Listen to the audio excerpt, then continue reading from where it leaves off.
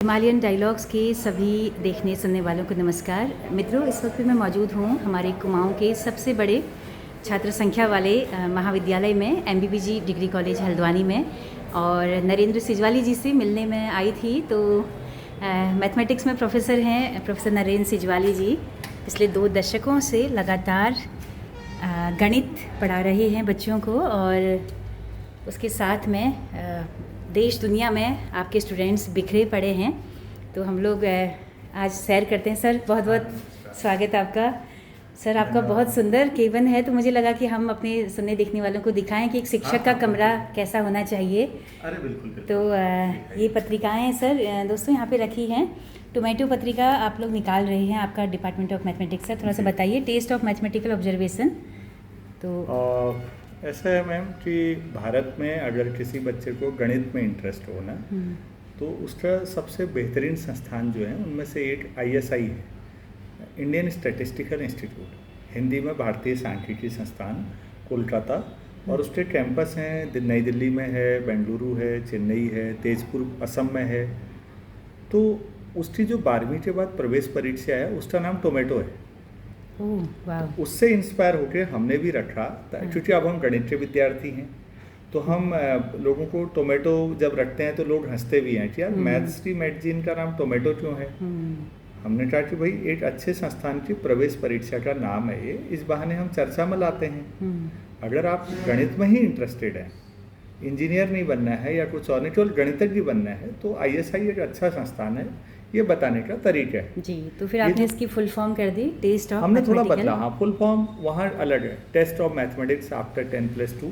हमने test of mathematical observation किया। ज़्यादातर बच्चों का काम है ये पत्रिका, पूरी तरह बच्चों के द्वारा बच्चों के लिए इस कंसेप्ट पर है। ये और 2 सालों से निकल रही है, 6 पत्रिका है। हाँ, ये 3 साल हो गए हैं। अच्छा। साल में 2 अंक हैं। ये सबसे नया अंक ये वाला है अभी जो निकला है जी। अगर आप इसमें देखेंगी तो ये महान गणितज्ञ पॉल एडोस साहब हैं, और एक छोटा बच्चा है 10 साल का, जिसको टेरेंस टाउ कहेंगे आप। और ये देखिए तो दोनों कितनी गंभीरता से बैठे हुए हैं किसी गणितीय समस्या पर। 10 साल के बच्चे को भी पॉल एडोस जैसा मैथमेटिशियन कितनी गंभीरता से ले रहा है। मतलब ये हम सबके लिए इंस्पायरिंग है कि बच्चे की बायोलॉजिकल उम्र से उसे हल्के में मत लीजिए। भाई वो अपनी उम्र के हिसाब से तो सिंसियर होगा ही ना। तो 10 साल का बच्चा है, सर उसको पूरी सिंसियरिटी के साथ कुछ समझा रहे हैं। और आज की तारीख में वही बच्चा ये है, टेरेंस टाउ। आप गूगल कर सकते हैं, इस समय दुनिया में जो सबसे बड़े कुछ नाम होंगे उनमें से एक टेरेंस टाउ भी है। दुनिया के लगभग सारे पुरस्कार जितने गणित के हैं वो ले चुके हैं, और अद्भुत टीचर भी हैं, अद्भुत रिसर्चर हैं। टेरेंस टाउ चाइनीज ओरिजिन के ऑस्ट्रेलियन सिटीजन हैं और अमेरिकन प्रोफेसर हैं। क्या बात है। तो ये बताने की कोशिश। तो सर, यही शैली हम देखते हैं कि आपकी भी रहती है बच्चों के साथ। वो किसी भी स्ट्रीम का हो, आप बहुत अच्छा गाइड करते हैं, और आपकी पढ़ाई बच्चे अभी आप दिखा रहे थे सर, थोड़ा सा बताना अगर चाहें। वो इसमें इस बार वाला जो था। जी। तो हर साल आपके देश दुनिया में बच्चों को आप भेजते हैं स्कॉलरशिप पे? हाँ, बच्चे लगातार हमारे कई चीज़ें हैं साल भर में, जैसे भारत सरकार का जो NCM है, नेशनल सेंटर फॉर मैथमेटिक्स, उनके कोर्सेज हैं। MTTS 8 पढ़ा, उसके कई कैंप्स चलते हैं, छोटे छोटे कैंप। बल्कि इस बार 8 कैंप तो पहली बार हमें भी मिला है, 16 और 17 अक्टूबर को हम ही कराने वाले हैं यहाँ। अच्छा। और ये हमारे लिए नया अवसर है। माधव मैथमेटिक्स कंपटीशन है एक, 12वीं शताब्दी के महान गणितज्ञ माधवाचार्य की स्मृति में, और ये BSc के बच्चों के लिए है। मैं उसका पिछले साल से उत्तराखंड का स्टेट नोडल ऑफिसर हूँ, कोऑर्डिनेटर हूँ, और वो हमने पहली बार जनवरी में कराई थी पूरे राज्य में। इस बार उम्मीद है थोड़ा बड़े स्तर पे कराएंगे। उसकी एक कार्यशाला हमने गर्मियों में भी कराई, दूसरी कार्यशाला शायद हम अक्टूबर लास्ट में कराएंगे। इसके अलावा भी हमारे बच्चे बहुत सारी यूनिवर्सिटीज़ या IITs के जो समर स्कूल या विंटर स्कूल होते हैं वहाँ पार्टिसिपेट करते रहते हैं, ताकि वो जाएं, थोड़ा सीखें, थोड़ा हम सिखाएं, थोड़ा बाहर से सीखें। बिल्कुल। इसमें मैं देख रही थी कि किसी ने एक्सपीरियंस अपने साझा किए हैं। हाँ, बच्चों ने सबने किए हैं। जब वो तो हिंदी और अंग्रेजी दोनों भाषाओं में आपने इसे रखा है? हाँ, ये बाइलिंगुअल है। मतलब देखिए, हमारे पास जो बच्चे आते हैं मैम, वो हिंदी माध्यम से पढ़े हुए भी आते हैं और अंग्रेजी से भी आते हैं। तो सर ये पहला प्रयास होगा एमबीबीजी कॉलेज में, मुझे लग रहा है इस तरह से विभाग की कोई अपनी पत्रिका निकली हो, है ना? मतलब हमारे विभाग का तो पहला ही है, बाकी क्या जी, कहें। जी, जी। संपादित ये पढ़ने लायक होगा कि 8 शिक्षक को अपने विद्यार्थियों को कितना गंभीरता से लेना चाहिए। मुझे ऐसा लगता है कि हमारा सबसे महत्वपूर्ण काम ही यही है। अगर हम अपने बच्चों को गंभीरता से ले पाए तो इस तरह हम अपने पैसे को भी गंभीरता से लेते होंगे। और बच्चों ने बहुत क्रिएटिविटी दिखाई है इस बार, बहुत सारे खाली जगहों पर बहुत शानदार कार्टून बनाए जो मैथमेटिकल कार्टून है। क्या बात है, मतलब म्यूजिक भी आपने इसमें जोड़ा है बच्चों ने, और इसके अलावा जो बहुत सारे जी जी।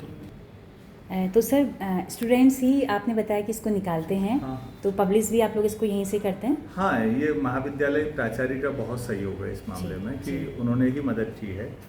उनका एनकरेजमेंट भी रहता है इस तरह की चीज़ों के लिए, और विभाग के साथी भी हैं। लेकिन मूल काम जो ज़्यादा किया है आज की पीढ़ी एआई और बाकी चीज़ों का बढ़िया यूज़ करती है, वो आपको दिख भी रहा होगा। जी बिल्कुल। और लेकिन उन्होंने डिजाइनिंग और बाकी चीज़ों में भी मेहनत की है जी। और सर अभी एमबीबीजी कॉलेज में आशुतोष उपाध्याय सर ने बच्चों को ट्रेन किया। जी क्या बात है। तो हमारी जितने भी, और हर बार हम इसमें ना एडिटर बदल देते हैं। जैसे 4-5 बच्चों की टीम ली, अगली बार दूसरी टीम ले ली, तो कैपेसिटी बिल्डिंग कह सकते हैं कि भाई सबको थोड़ा थोड़ा चीज़ें सीखने को मिल जाए, उन्हें पता लगे कि एडिटिंग होती कैसे है, कंपाइलिंग कैसे होती है, पूरी बुक कैसे बनती है। जी। तो टीम बदलते रहते। एमबीबीजी में आए हुए कितना समय आपको हो गया है? मैम अब जुलाई लास्ट 4 साल होने वाले। 4 साल होने वाले। सर क्या थी स्ट्रेंथ यहाँ पर जब आप आए और अभी कितनी है बीएससी एमएससी में? सेम है। स्ट्रेंथ में ज़्यादा अंतर नहीं आया है। जी जी। स्ट्रेंथ जितनी थी एमएससी में 80 सीट हमारी होती है, लगभग भर्ती हैं जी। और बीएससी में तो बहुत ज़्यादा एडमिशन है, 500 से ऊपर एडमिशन है हर साल फर्स्ट सेम में। तो कितनी क्लासेज आपकी रहती हैं पर डे?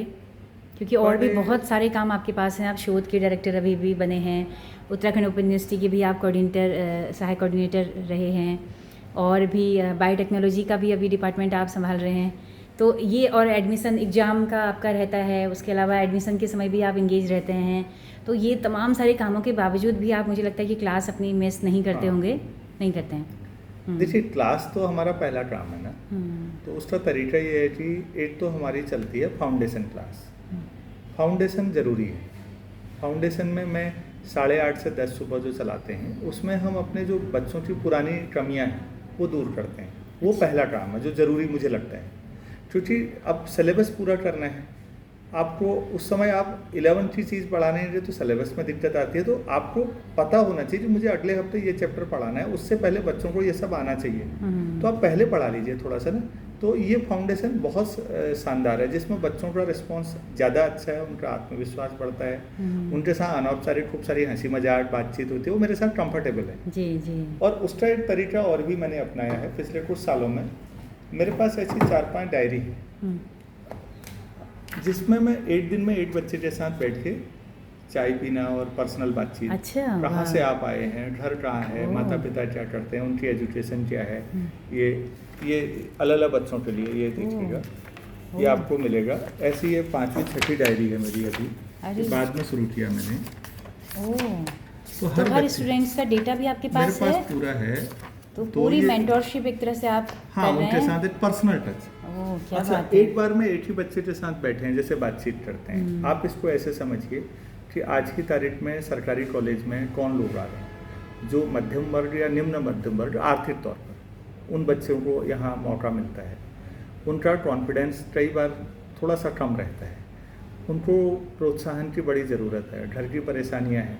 जब तक मैं समझूंगा नहीं कि उनको किस मानसिक मेंटल ट्रॉमा से गुजर रहे हैं, मैं केवल मैथ्स पढ़ाते जाऊं, तो मैंने देखा वो उतना बेहतर नहीं है। क्या बात है, क्या बात तो है। ये ज़्यादा ज़रूरी है, किसी के मन को छूना, उसकी आर्थिक परेशानियां हम दूर कर सकते हैं। कई बार वो उलझन में होते हैं, बहुत सारे कन्फ्यूजन में, और मैंने देखा उनको मुझ पर बड़ा भरोसा होता है। वो वैसे टाइम पे भी बाद में आते हैं कि हम नहीं समझ पा रहे हैं अब ऐसे में क्या करना चाहिए। जी जी।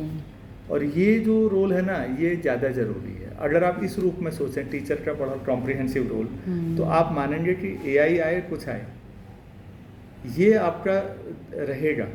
क्योंकि अगर आप सोचते हैं कि आपको क्लास में केवल डिलीवर करने हैं लेक्चर, तो वो तो आपको इंटरनेट और बाकी जगहों से मिल जाएगा। लेकिन बच्चे को इमोशनल सपोर्ट, क्लास में हंसी मजाक के साथ एनकरेजमेंट, अलग एक एक करके बैठा के पर्सनल टच, और ये पूरा एक पिता की तरह हो जाता है, एक तरह से वो भूमिका है। और ये मुझे लगता है ज़रूरी है। मतलब उन्होंने ना मुझे भी मनुष्य बनाया, उन बच्चों की वजह से मैं मनुष्य बना रहता हूँ, नहीं तो पद का अहंकार ये आपका बड़प्पन है जी, बिल्कुल। तो ये पूरा तो ये सारे ही स्टूडेंट सर कहीं ना कहीं सेटल्ड हैं, कुछ ना कुछ कर रहे हैं? हाँ, मतलब देखिए, हायर एजुकेशन में कुछ बच्चे जा रहे हैं, बहुत सारे बच्चों ने बीएड का रास्ता चुना, ठीक है, प्राथमिक शिक्षा का चुना, वो भी अच्छी बात है। हमें तो अच्छे शिक्षक हर लेवल पे चाहिए ना। और मैंने हमेशा ये समझाने की कोशिश की कि काम शिक्षक का है तो वो हमेशा बहुत महत्वपूर्ण है। आप उसको में सैलरी मत दीजिएगा कि कहाँ पर कर रहे हैं, आप जहाँ जहाँ हैं अगर वहाँ कर पाए। और दूसरा, इस तरह की पर्सनल काउंसलिंग से हर साल, क्योंकि अब मेरे पास बहुत सारे छात्र ऐसे हैं जो ठीक ठाक जॉब में हैं, पुराने, तो एक मदद हो जाती है कि मैं उनसे कहूँ यार इस बच्चे का 1 साल का तुम देख लेना फाइनेंशियल, उसका तुम देख लेना। तो हर साल ऐसे 8-10 बच्चों की मदद हो जाती है जो पर्सनल है, जो किसी को पता नहीं चलता कि दूसरा किसको मदद हो रही है, पर्सनल लेवल पे चल रहा है। और ये आपस का हमारे बॉन्डिंग हो जाती है कि इसका हो गया और वो अब इसके बाद यहाँ चला गया। और कई बार बच्चे कहते हैं कि अब हम आगे कैसे चुकाएंगे, तो तरीका यही है कि तुम किसी और का हाथ पकड़ लेना। क्या बात है, क्या बात है सर, सैल्यूट है आपको। सर बालिकाओं की संख्या कैसी रहती है मैथमेटिक्स में, कितना रुझान बढ़ा है? अच्छा, हमारे यहाँ ज़्यादा है। अच्छा, क्योंकि हमारे यहाँ बॉयज़ और जो लोगों के पास अपने बेटों को पढ़ाने के लिए तो फिर भी है ना, तो वो सो कॉल्ड अच्छी जगह भेजने की कोशिश कर रहे हैं। तो मैं ये उनसे कहता भी हूँ कि यही एक मौका है जिसमें तुम्हें साबित करना है। और साबित करने के लिए अगर आपको नेशनल लेवल की किसी भी परीक्षा की तैयारी करनी है तो आप हमारे साथ आराम से, हर साल बच्चे निकल रहे हैं ना, कोई दिक्कत नहीं। हम इतने सक्षम हैं कि आपको वहाँ तक पहुँचाने में मदद कर सकते हैं। अब आपको मेहनत करनी है। तो हमें कई मोर्चों पे जूझना है। उनके मेंटल ट्रॉमा से भी गुजरना है, उनकी इन्फीरियरिटी कॉम्प्लेक्स जो है वो भी दूर करना है, उनको बेहतर इंसान बनने में मदद करनी है, भले वो किसी फील्ड में जाए। बिल्कुल, वो नौकरी ना भी करें तो कोई दिक्कत नहीं है, वो मनुष्य बने। और ऐसा कहते हैं वो कि हम जो अक्सर मुझे पत्र मिले हैं, आप उनको पढ़िए तो बच्चों ने जो कहा होगा आप उन्हीं को किसी दिन प्रोग्राम में एक दिन। बिल्कुल सर, आपने रखे हैं ना सहेज के, तो जो आपको विद्यार्थियों ने जो पत्र भेजे हैं एक दिन हम उनको जरूर पढ़ना चाहेंगे। हाँ, एक दिन आपकी क्लास भी हम जरूर, अगर परमिशन हो तो बिल्कुल, बिल्कुल, थोड़ा एक डेमो क्लास का हम। उससे ये लगता है कि यार हम जो पर्सनल टच है ना, मैंने बहुत साल फिजिक्स भी पढ़ाई, मैथ्स भी पढ़ाई, 2.5-3 दशक होने जा रहा है, बहुत सारे फोर्सेज भी पढ़ाए, gravitational force, electric force, magnetic force, nuclear force. इतनी उम्र में आके एक ही बात समझ पाई, सबसे पावरफुल फोर्स ना प्यार ही है। क्या बात है, मतलब आप प्यार से बात तो कर लो। आपको मतलब लगता है बच्चों को कि कोई दिक्कत नहीं है, उनको ये भरोसा है कि हमें कोई दिक्कत आएगी सर हमारे साथ होंगे। मुझे लगता है ये एक बड़ी सफलता है। मतलब विश्वसनीय होना जीवन में वो सबसे बड़ी सफलता है, सबसे बड़ा अवार्ड भी है। हाँ। तो दोस्तों, अवार्ड्स तो हमने आपको असली अवार्ड दिखा दिए हैं कि कैसे एक एक बच्चे को काउंसलिंग सर ने दी है। बहुत सारे पत्रों का खजाना सर के पास पड़ा है जो आप अक्सर भेजते रहते हैं। ये पत्रिका बच्चों की निकल रही है, बहुत सारे अवार्ड्स हैं। लेकिन फिर भी हम लोग जो औपचारिक अवार्ड होते हैं उनकी भी अगर बात करें तो अभी हालिया सर को ये CN राव एजुकेशन फाउंडेशन के द्वारा एक बहुत बड़ा अवार्ड मिला। सर इसके बारे में थोड़ा सा बताएं और आपको बहुत शुभकामनाएं सर। अरे धन्यवाद जी। ये भारत रत्न है CNR राव साहब जी। उनका जन्मदिन 30 जून को होता है। तो इस साल पूरे देश से 3 शिक्षक चुने गए। एक कर्नाटका से ही सर थे, एक नागालैंड से एक मैम थी और उत्तराखंड से मैं वाह सर। तो शिक्षा के क्षेत्र में योगदान के लिए CNR राव के बारे में मैं ये बताना चाहूँगा कि आज़ादी के बाद ये एकमात्र वैज्ञानिक है जिनको विज्ञान के क्षेत्र में काम की वजह से भारत रत्न मिला। CV रमन थे लेकिन वो आज़ादी से पहले काम किया था, अवार्ड बाद में मिला है। आज़ादी के बाद विज्ञान के क्षेत्र में ये एकमात्र भारत रत्न है। तो अभी सर हैं, अब उतना स्वस्थ नहीं है, 92 ईयर पूरे हो गए हैं, लेकिन उनका बहुत शानदार काम है जी। तो वो सर थे इस कार्यक्रम में जी, उनके हाथों आपको। हाँ, वो खुद ही बैठे थे। क्या बात है। क्या सर वो पल को आप किस तरह से याद करेंगे? मतलब ये प्रेरणा हुई ना, अब ये बैटन जैसा हुआ। सर अब व्हील चेयर पे हैं, तो शारीरिक तौर पर अब उतना सक्षम नहीं है, तो बैटन देने हो, रिले रेस में होता है ना, बैटन पकड़ाने जैसा हुआ कि अब ये हमारी जिम्मेदारी है कि हम उस भरोसे पे खरा उतरें। क्या बात कितना है। उतर पाएंगे तो वक्त बताएगा, प्रयास रहेगा। जी जी।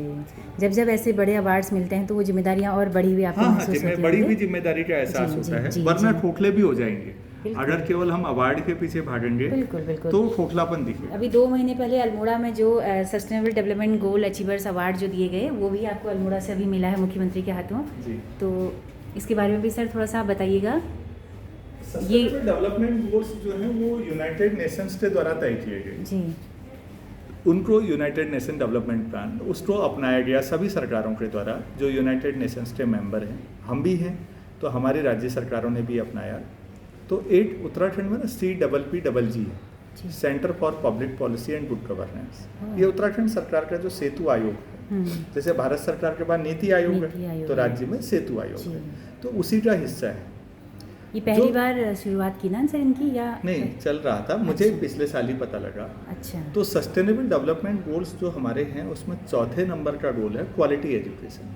ओह, तो उसमें इंडिविजुअल जो लोग अगर काम कर रहे हैं, मुझे पुरस्कार के लिए अप्लाई इसलिए करना पड़ा ताकि हम सरकारी संस्थानों के जो बारे में राय है ना लोगों की, उसमें थोड़ा सकारात्मक बदलाव ला सकें। व्यक्तिगत तौर पर मुझे नहीं लगता मुझे इससे फ़र्क पड़ा, लेकिन अगर ये मीडिया में आता है और लोगों को लगता है, तो बार बार इस तरह की चीज़ें आती हैं तो उन्हें लगता है कि यार अच्छा, इसका मतलब यहाँ भी ठीक कुछ हो रहा होगा, ताकि बच्चे आ सकें, कुछ और बच्चे आएँ जो जिन्हें लगता है कि गणित में भी अच्छा काम करना है और बेहतर इंसान, हम उन्हें आमंत्रित कर रहे हैं। बल्कि सीधी बात यह है, इसी के लिए अप्लाई किया है और इसका कोई खास उद्देश्य है बिल्कुल नहीं। बिल्कुल। आप बड़े बड़े अवार्ड आपको मिले हैं, नहीं तो तो ये हमारे इससे- राज्य का ही गौरव है कि आप जैसे लोगों को मिला। सर और भी बहुत सारे अवार्ड्स रखे हैं सर, सरी थोड़ा सा बताइए कि कहाँ कहाँ से ये मिले हुए। अच्छा अच्छा। जी जी जी। तो पूरी फेहरिस्त है, आ जाइए आप लोग। ये रिसर्च स्टूडेंट्स आ रहे हैं लगातार, क्योंकि सर को शोध का डायरेक्टर अभी बनाया गया है, शोध प्रभारी हैं सर, अभी एडमिशन चल रहे हैं रिसर्च के। तो ये अवार्ड्स मैं आपको दिखाना चाहती हूँ दोस्तों। एक निरंतर अनवरत जो प्रोफेसर लगा हुआ है गणित की सेवा में, है ना, स्टूडेंट्स की सेवा में। तो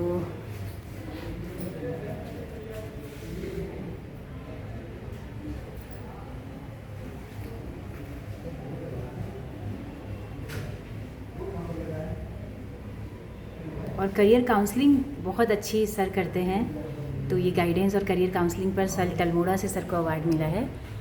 और किस्सागो बहुत अच्छे हैं, विज्ञान की कहानियों को आप सुन लें, वैज्ञानिकों की कहानियों को सुन लें। और अभी मैं कुछ देर से यहाँ पर बैठी थी तो मैंने यहाँ पे बहुत अच्छी भूगोल सर से सीखी कि कैसे जो है उष्णकटिबंधीय जो क्षेत्र है, जो भूमध्य रेखा के आसपास का जो इलाका है, क्यों वहाँ पे बारिश ज़्यादा होती है, क्यों वहाँ पे नमी ज़्यादा होती है। तो ऐसा नहीं लगा कि मैं एक गणित के प्रोफेसर के पास बैठी हुई हूँ। तो यही कारण है कि बहुत सारा प्रेम जो है वो सर को अपने स्टूडेंट्स के ज़रिए मिलता है। ये सर ने बताया कि ये उनके रिसर्च स्कॉलर्स का बैठने की जगह है और 4 स्टूडेंट्स इस वक्त पे सर के अंडर रिसर्च कर रहे हैं और ये सब थीसिस वगैरह रखी हैं। तो दोस्तों आज सर के पास मैं किसी काम से आई थी तो मुझे लगा कि छोटी सी एक बातचीत करूं। लगातार हम लोग बहुत सारी बातचीतें सर से सुनाते रहेंगे, कुछ न कुछ किस्से कहानियाँ। सर हिमालयन डायलॉग्स के लोगों के लिए कुछ किस्से कहानियाँ बीच बीच में हम आते रहेंगे आपके पास में। हाँ हाँ मैम, ये तो स्वागत है जी। और मेरा प्रयास रहेगा कि विज्ञान से जुड़ा हुआ और लोगों से, मनुष्यता से जुड़ा हुआ अगर कुछ भी हम कर पाएँ, आप चाहें तो इसका ले सकते। बिल्कुल, मैं वही इसी पे जा रही हूँ। तो ये एकदम सामने सर ने लगाया है कि कैसा होना चाहिए एक अच्छा शिक्षक। तो ये आप बहुत प्यारे प्यारे पॉइंट्स को पढ़ सकते हैं। पहली बेंच से आखिरी बेंच तक बच्चों का नाम पता हो, जो उन बच्चों से भी उत्तर बुलवाते हो जिन्हें उत्तर पता होता है लेकिन वो कक्षा में बोलने से हिचकिचाते हैं। और ये आप दोस्तों पढ़िए, कितने अच्छे कोटेशन सर ने सिलेक्ट करके रखे हुए हैं। उदास चेहरा अगर आप किसी स्टूडेंट का देख रहे हैं तो उसको पास बुलाकर उसका मन हल्का करिए। तो ये बहुत प्यारे प्यारे कोटेशंस यहाँ पे सामने लिखे हैं। और बच्चों के साथ चाय पानी भी पीजिए और खुलकर देश दुनिया पर चर्चा भी करिए। तो ये छोटी सी एक यात्रा थी सर के केबिन की। सर कितने सालों से हैं आप इस केबिन में, या अभी ये पिछले सत्र में ही? अच्छा, तो बड़ा मुश्किल होता होगा क्योंकि लिमिटेड जगह है, डिपार्टमेंट बहुत सारे हैं। इतना ये इसीलिए शोध का भी है। हाँ। बहुत सारी चीज़ें यहीं पर चलती रहती हैं। तो थोड़ा सुकून की जगह मिल जाए तो काम क्योंकि सारा आप गंभीरता वाला काम कर रहे हैं तो थोड़ा ठीक लगता होगा है। कि चलो बढ़िया बच्चों है। रिसर्च स्कॉलर्स की बैठने के लिए जगह होगी, यहाँ पे आप क्लास ले लेते होंगे बच्चों की। ये अनौपचारिक बातचीत हो जाती जी, है जी। यहाँ पर। कई बार 3-4 लोग आ गए तो इनफॉर्मल बातचीत हो गई। जी जी। हाँ, जब काउंसलिंग वाला ये डायरी वाला जब करता हूँ तो मैं एक बार में एक ही को बुलाता हूँ, उसमें ओह। 2 को भी नहीं बुलाता, ओह। क्योंकि वो पर्सनल ठीक है। कई बार ऐसी स्थितियाँ आती हैं कि बच्चे ऐसी परिस्थितियों से आते हैं कि वो हिचकिचाते हैं, शर्माते हैं अपने बारे में बताने में। हाँ, तो किसी के सामने हाँ, वो मुझे नहीं लगता कि वो उचित है। हम्म, और काउंसलिंग उसे भी भरोसा होना चाहिए। ये वैसा है जैसे डॉक्टर और पेशेंट का रिश्ता है, वैसे शिक्षक और बिल्कुल। विद्यार्थी का भी ये भरोसे का रिश्ता है। बिल्कुल। वो मुझ पर ये डेटा जो है ना, ये भरोसा है। अगर इसका दुरुपयोग करने लग जाएंगे हम तो ये भरोसा टूटेगा। फिर शिक्षक छात्र का रिश्ता है जो है ना, वो सबसे मैंने कहा विश्वसनीय होना बहुत जिंदगी में जरूरी सबसे है। बड़ी तो ये सफलता है। बहुत बड़ा काम आप जो काउंसलिंग का कर रहे हैं, ये बहुत बड़ा काम है और हमारे देश को आज इसी तरह के काउंसलर्स की भी ज़रूरत है। बहुत बहुत शुक्रिया सर। चलिए, धन्यवाद मैम। जी।